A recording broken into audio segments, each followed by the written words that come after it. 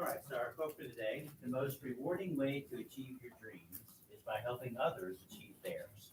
And that's from Zig Ziglar.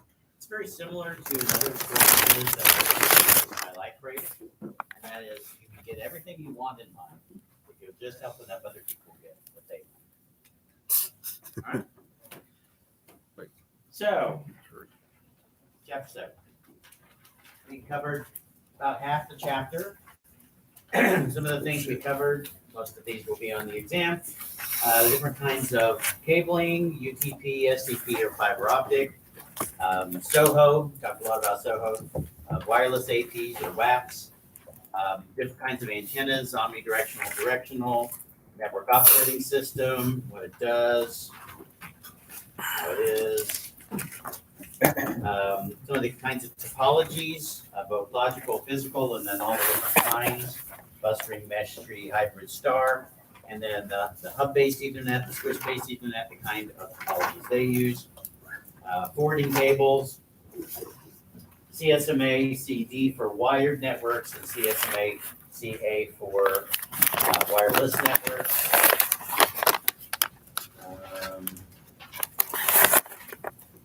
All right, and then we talked about the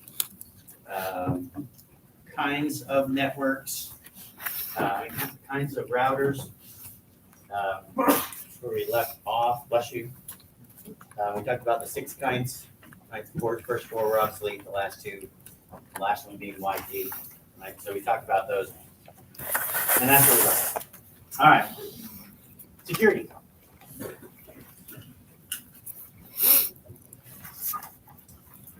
So this is in the wireless part of the chapter, right? So we're talking about wireless security specifically. And we have WEP, which is wired equivalent privacy.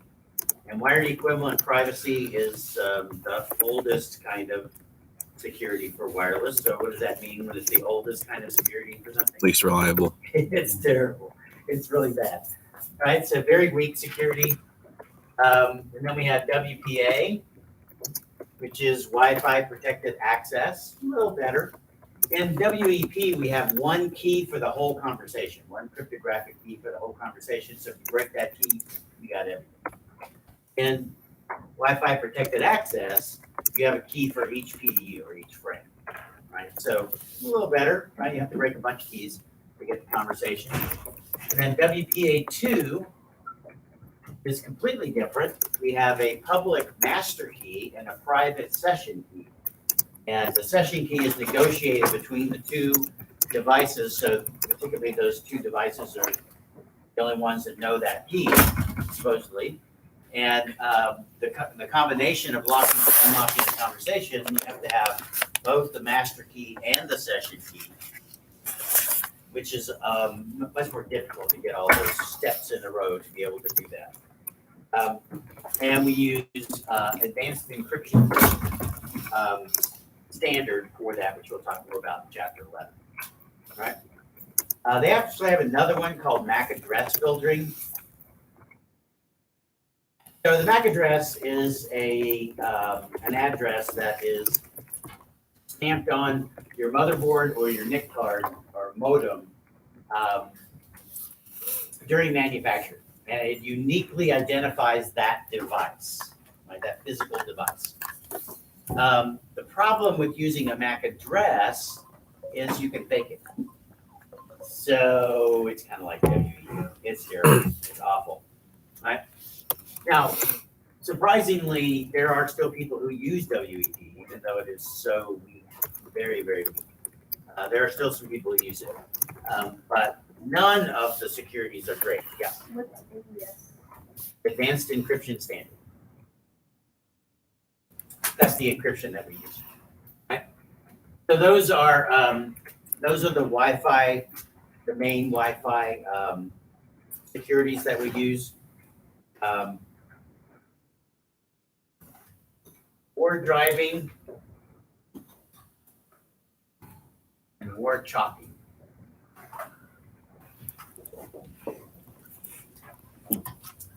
All right, ward driving. Ward driving is where somebody drives around a particular area, like residential area or apartment complex or commercial or industrial area, and they're looking for Wi-Fi that is not protected well, it has weak security. Right, so some people don't have any security at all on their Wi-Fi. They don't have password protected at all, and obviously all they got to do is just connect to that network, and they can get in and look at all the devices that are in it. They can hack into those devices and install spyware and malware, viruses, backdoors in their firewalls, so they can connect to them anytime they want. All kinds of stuff. So they're completely vulnerable. It's like leaving your door open, going on two-week vacation and saying, I'll be back in 2 weeks. Don't knock on your front door. That's wide open, right? Like, hey, they're not going to be here for a while. Let's take everything out of the house, right? So, not good. And I've heard some people say, well, I don't put password on my Wi-Fi because my neighbors had a rough time and they can't afford internet and they're out of a job, and so I leave it unlocked so that they can use it. But no, don't. If you want your neighbor to use your Wi-Fi, give them the password. Right? But you're making them vulnerable and yourself vulnerable and anybody else who's using it by not having a password. Right? Now, it's not just ones that don't have a password. It's also if they're using the default password, right? So when you get a router, on the side of the router will be a little panel that shows what the default password is for that device, for that model and that vendor, right? So it's a generic password for all of the routers in that model for that vendor. And those passwords are actually published online, right? Because that's for the installer to be able to help set up your system quickly, right? You're not supposed to keep using that password, right? That is just to help set it up. Now, if you have a good installer, they'll ask you what you want to change your password to or whatever, and they'll change your password. But some people don't change the password. And so it's by the default password. So if somebody who's ward driving, they can look at all the available hotspots and try the default. So with several of the default passwords are the most common routers that people have, see if they get into them. Right? So really, really poor security using a default password. Right? Now, what we're chalking is similar, but you have a person that has some hacking skills who's driving around, like in word driving. They're looking for vulnerable networks to attack. And but this time they don't sit there and attack the weak websites. What they do is they make a chalk mark on the sidewalk or on the curb, and then they leave, and another person comes by, sees the chalk mark, and exploits the vulnerable networks. Right. So you have a whole crew of people. You have several people that are following around this person who is making chalk marks and finding all the weak ones, and then you have other people exploiting those weak ones. Now, why would people do that? Well, they can steal your identity. They can break into your computer, install spyware, malware, viruses, backdoors, or they can look for your information on how you connect to different organizations, your work, your school, other organizations you do business with, your bank, all that kind of stuff, and they can get your user IDs and passwords and stuff for those kinds of sites and pretend they are you and run up big charges and set up loans in your name and credit cards in your name, and suddenly you're $150,000 in debt and you don't know what happened, right? So, couple things. First, you need an antivirus on your devices and a firewall, right? Firewall comes with your operating system, so no big deal. Androids, Apple phones, Linux, Apple, and Windows computers all have a firewall on them. If you want a different one, you can get one at download.com. Antiviruses, you need to have one. If you don't have one, I have both Malwarebytes and an antivirus on this phone, Apple phone. I have a Malwarebytes and antivirus on that Apple laptop. All my devices have both, right? Malwarebytes protect you from malware and spyware. If you don't have it by now, you haven't been listening. It's a very dangerous world, and if you don't protect your devices, you will pay the price. If somebody steals your identity, it's going to take you about 3 years to recover your identity. And in that time, you're not going to be able to buy a car. You won't be able to buy a house. You may not be able to get an apartment or even get hired on at a job because your identity is all messed up. Right? They don't necessarily know who you are because everything's all messed up. Right? It takes 3 years before you can get your life back. So you definitely need to protect yourself on this stuff, right? So that's more driving and more chalking. Now, best practices in LAN design. A lot of companies do what's called an overlay network.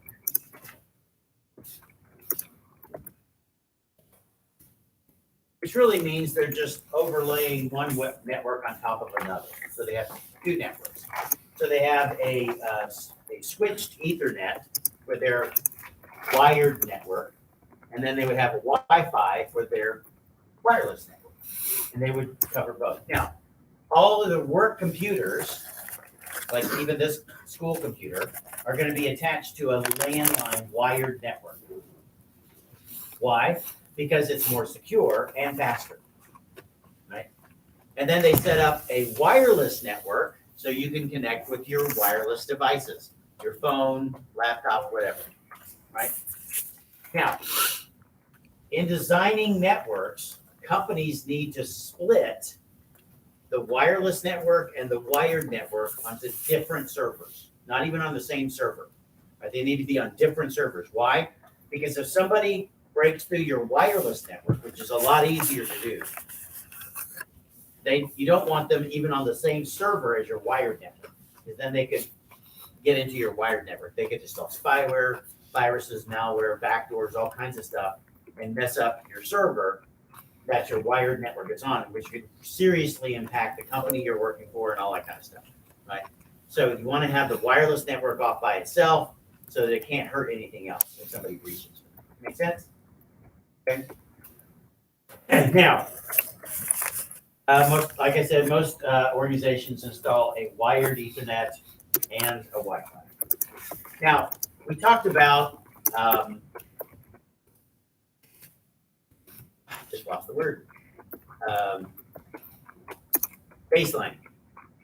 I talked about baselining in a previous chapter. Well, they have something here called a site survey, which is very similar to baselining. I'm going to write baseline down so I won't forget it.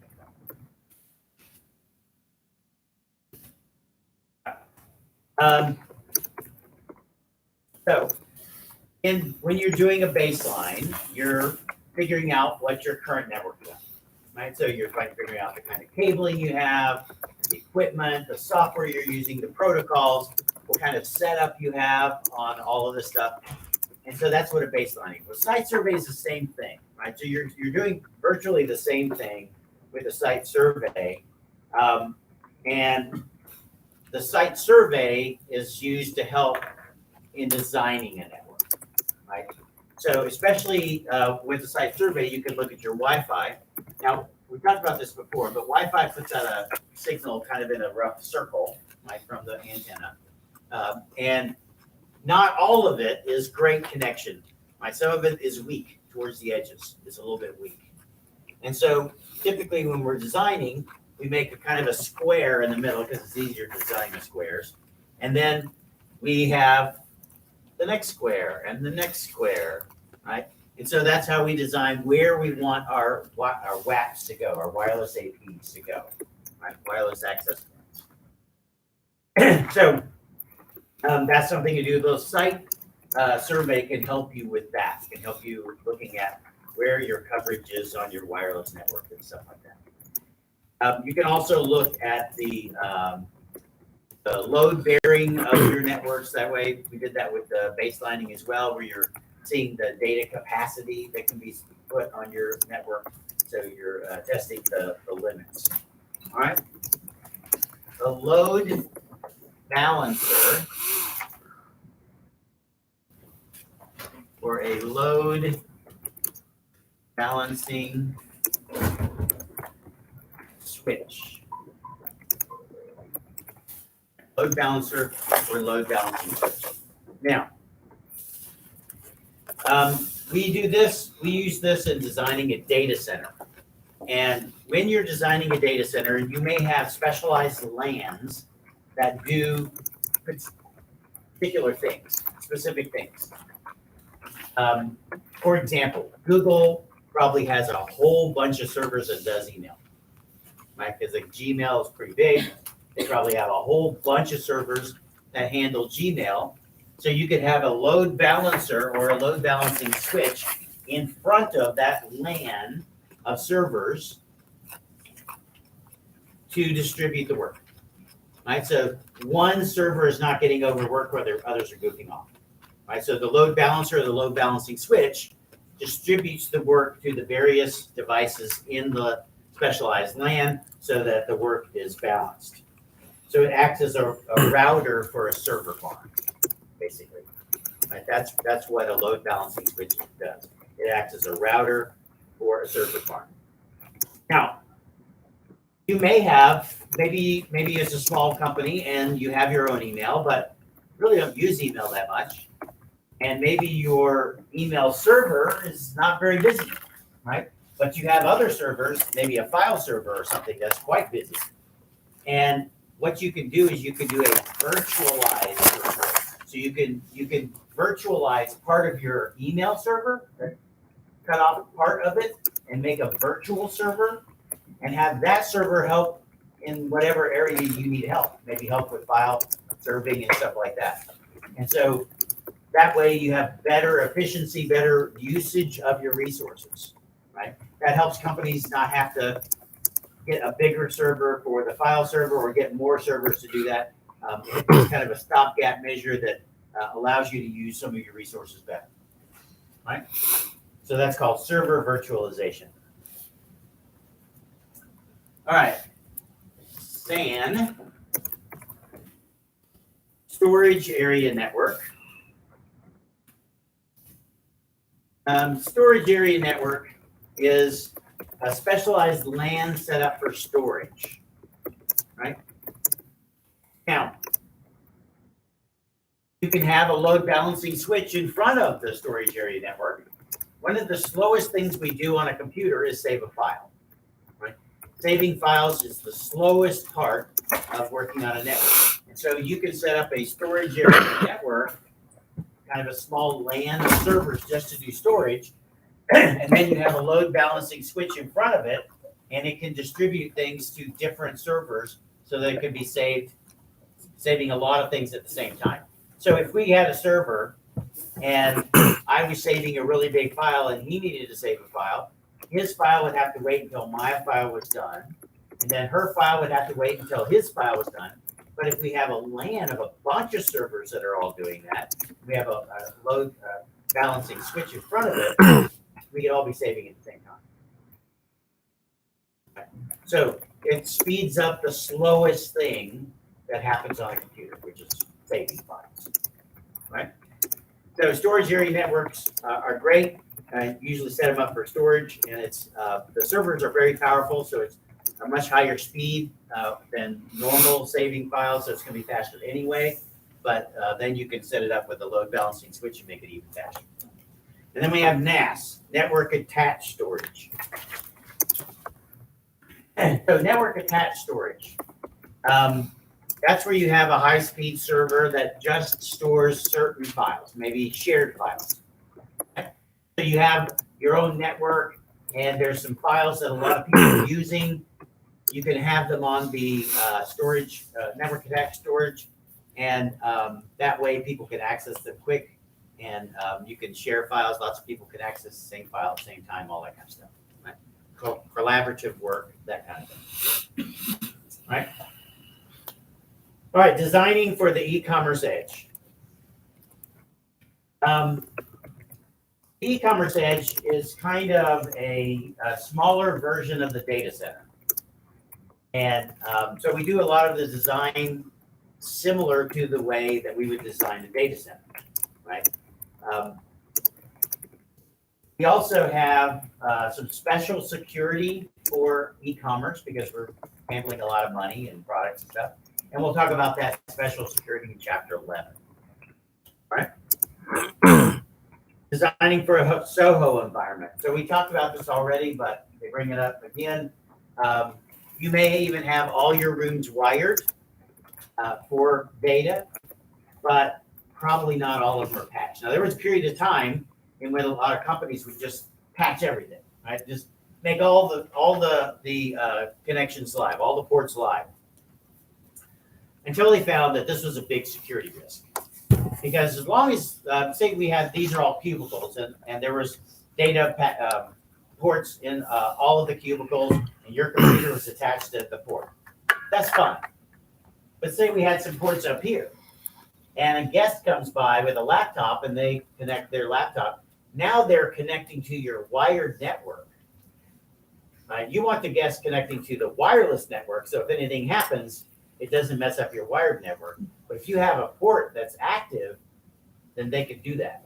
They can connect to your wired network, and they could really mess you up. Right? When I worked at the Texas Medicaid system, I was one of the administrators of Texas Medicaid system, and the people that were running tech support knew that I knew tech support really well. I was a level 2 and level 3 tech for IBM, doing which is level 3 is the top, doing tech support. And they were having a problem in which a worm was attacking a secure network. But they could see all of the devices that were on the network, and it wasn't coming from any of the devices on the network. And they're like, how can something be attacking us that's not on our network? And I said, well, they don't have Wi-Fi either, by the way. So a secure network, secure facility does not have Wi-Fi. And so I said, check the project manager's office. And they said, why? And I said, because he's the only person that walks past security without having his bags checked. Probably has a laptop. Probably connecting his laptop through his work computer, and it's attacking. It doesn't look like it's coming from his work computer, but it's attacking through there. And in there, sure enough, that's exactly what it was. Person had walked through security with their laptop, had a worm on it, and it was attacking the entire network. Right? So the main thing to pull from that is the rules apply to everybody. Everybody has to have their bags checked. Nobody should walk past security because stuff like that can happen. And it's inexplicable. They'd spent a half a day trying to figure out what was going on before they asked me. Right? And so I was a problem solver. People came to me with all kinds of weird problems. Right? But, you know, everybody has to follow the rules. You can't nobody can be above the rules, right?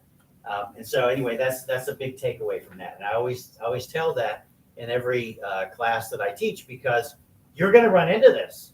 You may not be the person that gets to walk past security, but you may find that something's happening that's weird. You can't figure out what it is, and it's somebody is not following the rules, and it's making it bad for everybody. Right? So everybody has to follow the rules. All right.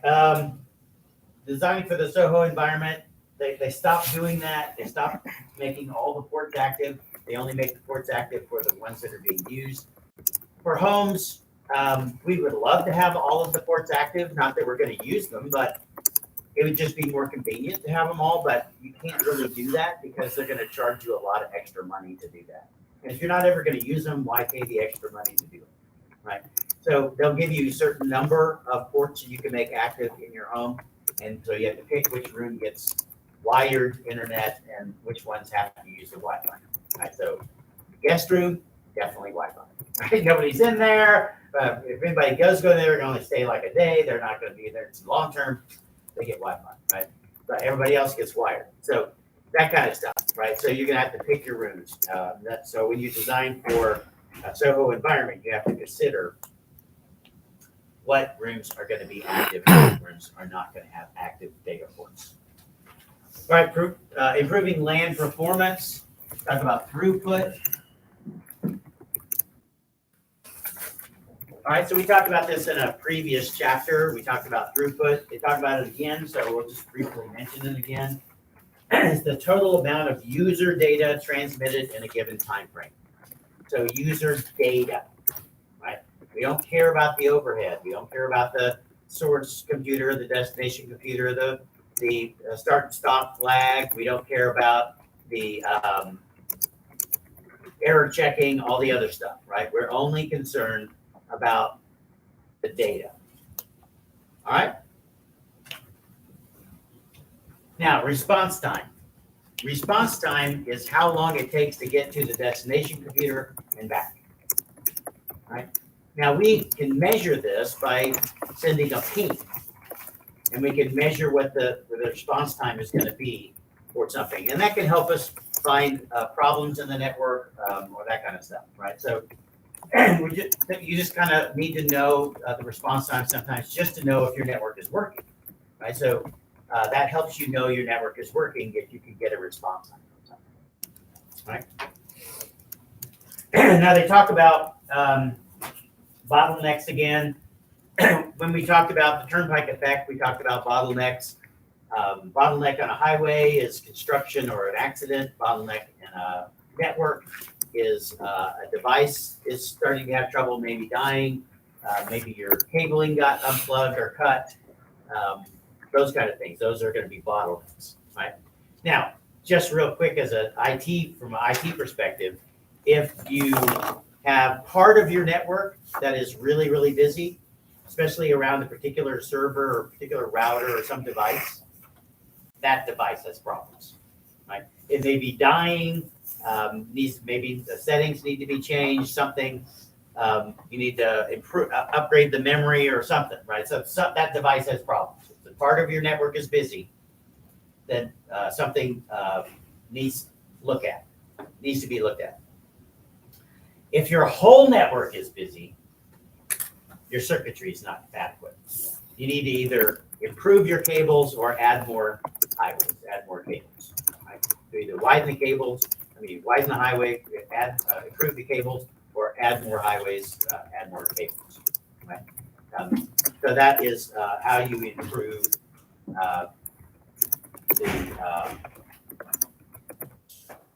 right, so improving server performance. Software. The primary software of the server for the network operating system, right? And some network operating systems are faster than other network operating systems, and you can tweak them to work for your particular configuration. So some people like particular network operating systems and they go with that. Some of them maybe even slower, but they know how to tweak it for their network, make it faster, work better. Whatever you want, whatever works well for your network, that's usually what people go with. All right. Now, hardware. Of course, you can upgrade the CPU and the RAM to make. Actually, if you're going to upgrade the CPU, you're pretty much buying a new server. But you can upgrade the RAM on your server if you don't have enough memory. But the main thing for hardware on a server is a RAID. RAID. Sorry, very old commercial. Kills bugs dead. I always thought if you killed the bug, it was dead, but okay. So that was their logo. So kills bugs dead. But RAID is a redundant array of inexpensive disks. Okay. So a redundant array of inexpensive disks is what? Well, inexpensive disk. What's that? Those are hard drives. Hard drives are cheap. right? Array, that's things set up that are connected to each other, right? So you got a bunch of hard drives connected to each other. That's an array of inexpensive disks. Redundant, that means you're storing things more than once. So on an array of hard drives, you're storing things more than once, is literally what the name means. Okay? Now, array to array, let me give you a quick example of one. And we may even go over this several times. Say these are 1 terabyte hard drives. How much of these 3 1 terabyte hard drives you're going to be able to use if you put them in a RAID? Nope, not all of them. What was the question? Half. So 6 times. Because redundant. You got to store your thing twice. Right? Mm. So we'll pick a real creative numbering system for the hard drives. And boy, hard to think of that one. And so now we've got the storage area that we're using, and now we need to do the redundant part, right? So we need to store things twice so that we can recover them if a hard drive dies, because a hard drive will die, right? You got about 5 years on a hard drive. After that, you're on borrowed time. It can last up to another five years, but it's probably not going to last any longer than 10 years with continuous use. It's a mechanical device. It's spinning at 80 miles an hour. It's going to wear out. You probably have four discs on your car that go 80 miles an hour, which you probably shouldn't drive that fast. But they wear out, right? Their tires wear out. You have to get new tires, right? So we've got all of A here. We need to store it again. So we'll store half of A here and half of A here. We'll store half of B here and half of B here. We'll store half of C here and half of C here. So now we've got the redundant part. We've stored everything twice. Okay? Now the C drive dies. So we put in a new blank terabyte hard drive, and the RAID array says, oh, there's a new hard drive. Would you like to format it? Yes, please. And then it says, I see we're missing drive C. Would you like me to format this drive for drive C? Yes, please. So we got half of C here. We got half of C here. We put it together. We have all of C. Now we have all of A and we have half of A. We subtract half of A from all of A. That gives us the other half of A. We take half of B and all of B. We subtract half of B from all of B. We get the other half of B. And we have completely recovered that hard drive and we haven't lost a single thing. Now, individuals can do this, but it's a little bit expensive to have a lot of hard drives in array to array. But you can, if you're a creator and you're doing a lot of creative stuff like creating videos or graphics or audio or anything, pictures, anything that you're working with. If you're doing a lot of stuff and you want to make sure you don't lose anything, you can actually set up a RAID array yourself. Right? Normally companies do this. Cloud storage is stored this way, right? So they can completely recover everything from the hard drive that died. It'd be very embarrassing to try to explain to 100,000 people that you lost their files because your hard drive died. Right? So we had it set up in a RAID array. All right. We'll talk more about this in chapter 11, so I'm sure I'll do this again. You'll probably forget most of it, but it's a good thing to remember in life anyway. How companies can protect themselves with stuff that is happening all the time, because most companies will back things up like at the end of the day, and maybe a full backup once a month. We do an incremental backup once a day. Incremental backup is just what's changed from yesterday, so that's all you're saving. But if they're doing stuff that is very valuable, that's happening moment by moment, they may want to do a RAID array. Right? All right. Improving circuit capacity. We already talked about this. You put in better cabling or more cabling. You do have to look out for interference. There are certain kinds of devices that can interfere with your Wi-Fi, particularly microwaves, machines, right? You cook your food, they can interfere because they can be on the same frequency as your Wi-Fi. Baby monitors can interfere with your Wi-Fi because they can be on the same frequency as well, right? Of course, you're not going to have too many baby monitors at work, but you could have them at home, right? So those are some things. Cordless phones, also, we don't use cordless phones very much anymore, with books that talks about them. So cordless phone is not a mobile phone. It's a landline phone that doesn't have a cord attached. So you can walk around and it just talks by radio to the landline phone. Right? So that's a cordless phone. We don't use those much anymore, but they talk about it. Also, Bluetooth can interfere with Wi-Fi. All right, reducing network demand. So there are a lot of things that companies do that can be put off to a later time. For example, the accounting department may get a bunch of orders in from customers or a bunch of invoices in from vendors, and they can enter that information into the computer and do them in real time, but that's going to be during peak hours, right? And during peak hours, computer time is at a premium. It's more expensive, right? Or they can set it up to run batch overnight, and then they'll do all of they enter all the information, and then it actually updates the database and everything overnight. So that's an instance where the computers are not used as much, the network is not used as much, and the computer time, the network time is low, very cheap.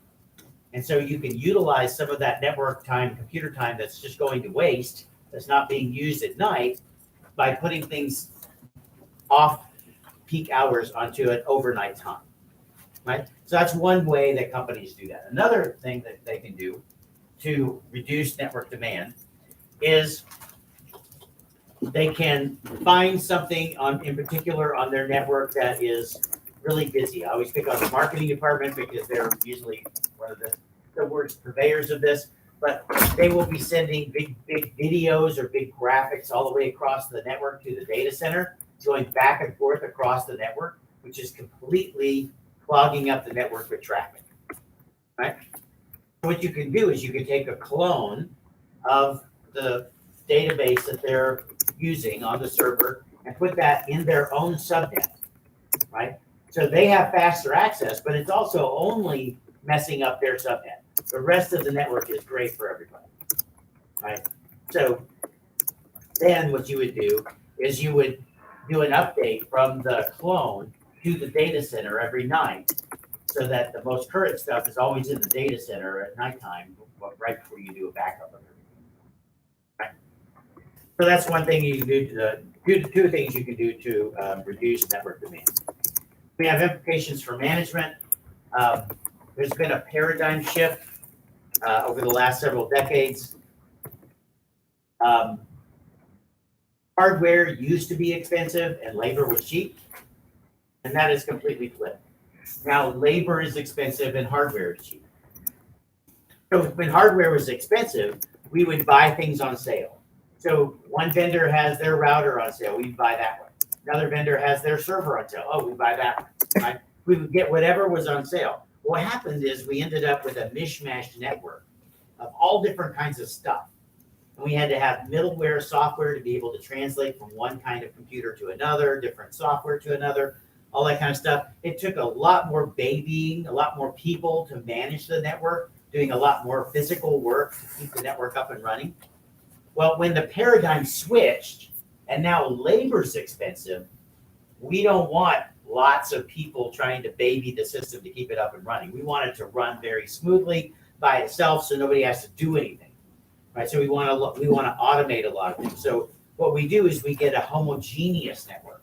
So a homogeneous network is a network in which almost all the devices are from the same vendor, or even the same model from the same vendor. You're using the same software everywhere, so we don't have to use malware. I mean, not malware. We don't want to use malware. So we don't use middleware. And that makes our setup really easy, so we don't have problems of things being set up incorrectly. We can have the same setup on everything. So it makes everything much easier. You can automate a lot of things. You don't need as many people running the network. And that's what we want to do now, right? Because labor is expensive and hardware is cheap. Paradigm shift. All right, Soho devices. So they mentioned this for companies because it's mostly small offices and home office, which is what the name means. But also middle-sized companies are starting to get into Soho devices because they may not have a big tech support group to handle all their tech support. So maybe they want a lot of this stuff to be automated and to be easy to manage. And Soho devices are definitely easier to manage. And so they're starting to make headways into other kinds of companies, not just small companies. They're starting to get into mid-sized companies and stuff now. And then the Internet of Things, IoT. The Internet of Things, we've been several years into the Internet of Things now. We're like, I think 4 years into the Internet of Things, something like that. We've got millions of devices in the Internet of Things. Soon we'll have billions, and then later trillions of things. Now, each device in the Internet of Things needs to have its own computing capacity, and it needs a connection to the network, right? Part of that is it needs its own IP address, which we can't do yet because we ran out of IP addresses in 2008. And we haven't gone to the next version of Internet Protocol yet. It's still in the works. A lot of this is not going to happen until we go to Internet 3. Now, we already talked about Internet 1, 2, and 3. Internet 3 will be 5 times faster than the Internet we have now. We'll also need to go to the faster version of, or the bigger version of the Internet Protocol, a lot more addresses. Then the Internet of Things will really kick off, right? But we're already using it, and it's already a problem, right? Companies are looking at this. They have to look at their printers, their scanners, their microwave ovens, refrigerators, air conditioning, heating, all kinds of devices could be intelligent devices that need to connect to the network. And so they need to consider that as well in their network, the number of devices and stuff, their kinds of devices on the network. And then we have the BYOD. This is not bring your own bottle, that's BYOB. BYOD is bring your own device, right? This is where people bring their own devices to work. You bring your phone, she brings her laptop, somebody else brings an iPad, right? Those kinds of devices can have problems, right? And those kind of problems can become the company's problem if they're not prepared for it. So having the Wi-Fi separated from the wired network on a different server is part of it. One of the schools I taught at, the student came with a worm infected on their phone, which affected the Wi-Fi, which attacked every phone and every laptop on campus all at once. They had to shut down the Wi-Fi, try to track it down, get rid of the virus that had spread to all the devices on campus and that kind of stuff. So you got to have protection on your devices. Right? And you got to have antivirus, you got to have Malwarebytes or something that does spyware and malware on all your devices. I have it both on my phone and my laptop and desktop computer at home, both my Windows and my Apple desktop. You got to have it on all your devices, but some of your devices you can't protect, like your router. Only Cisco could protect your router, and they're not doing that yet. And so with that being unprotected, and you can still be attacked from your own router, you need to protect all your devices, right? All right, that is chapter 7. So let's do a little bit of chapter 8. All right. Backbone networks.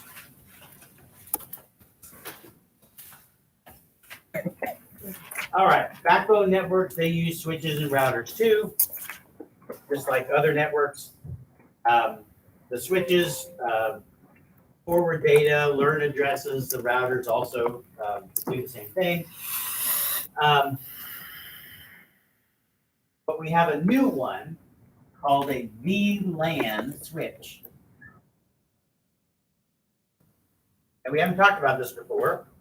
Bring it up towards the end of the chapter because it's a little bit more complicated. So routers are slower than switches.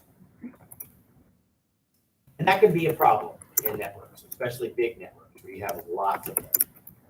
So in big networks, one of the things that we can do to solve this problem is we can have a VLAN switch, a virtual local area network.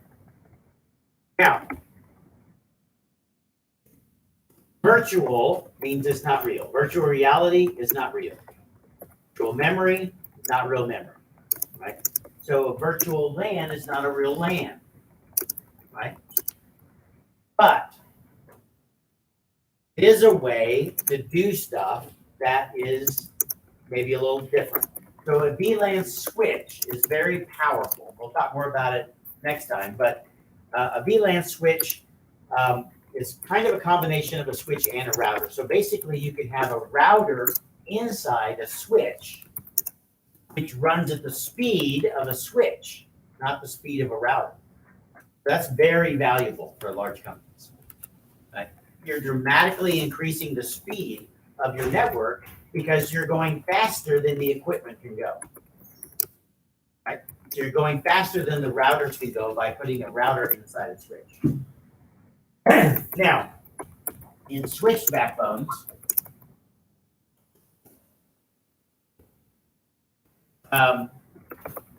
these are mostly are very common at the distribution layer. So the distribution layer is where we distribute to the LANs. And so what distributes to the LANs? The building backbone. Right? So the building backbone is at the distribution layer and it distributes to the LANs. Right? Now, we use a lot of times we'll use a star topology because it is the least cost and the best performance. Okay, the least cost and the best performance. Now we also have all of our backbone equipment on a rack. This is not the country. This is a rack. A rack. Right. Always, every time I say that, it sounds like I'm saying the country's name for myself. In a rack. We put all of our equipment in a rack because that keeps it all together, which means we don't have to have long cables to connect them. Right? Now we have special rooms of the MDF and the CDF that house our racks and houses the information for our backbone network. So the main distribution facility and the central distribution facility are the small rooms that we have that hold all of our backbone equipment. You say that one more time? Main distribution facility and central distribution facility. Okay. All right. Now, all of the equipment that's in this rack needs to be connected to the patch panel. Right? You need to connect your equipment to the ports in the wall that connects to all the equipment and stuff. So everything needs to be connected. So we have little cables that we connect them to the patch panel called patch cables.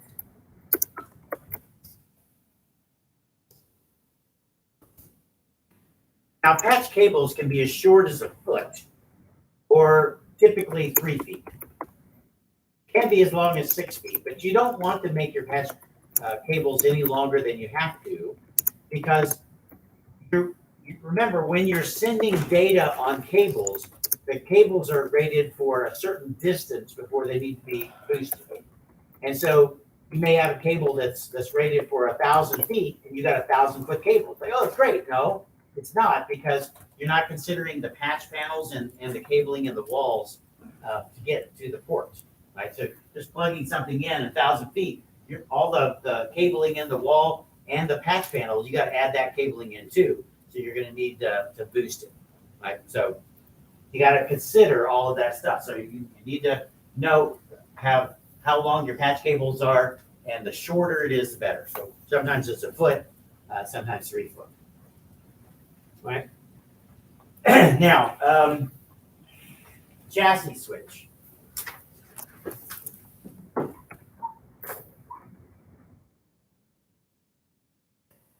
So a chassis switch is a different way of doing it. Instead of having a rack with a lot of stuff in it, you can do a chassis switch. It's smaller. It's modular, so you can plug things in and out. You can easily get more ports. It's great for an integrated system. Has a lot more advanced features. It lasts longer, but it is considerably more expensive and harder to manage. Takes up. It also uses more power than normal stuff. So there are pros and cons to using both different ways. Most people go with the cheaper way, but you can't if you have a very integrated system. The chassis switch might be a good alternative. All right, so we're about maybe a quarter, a fifth into chapter 8. We'll go ahead and stop there. So the grades, the extra credit for the last exam were added this weekend, so you may have seen your grade change a little bit.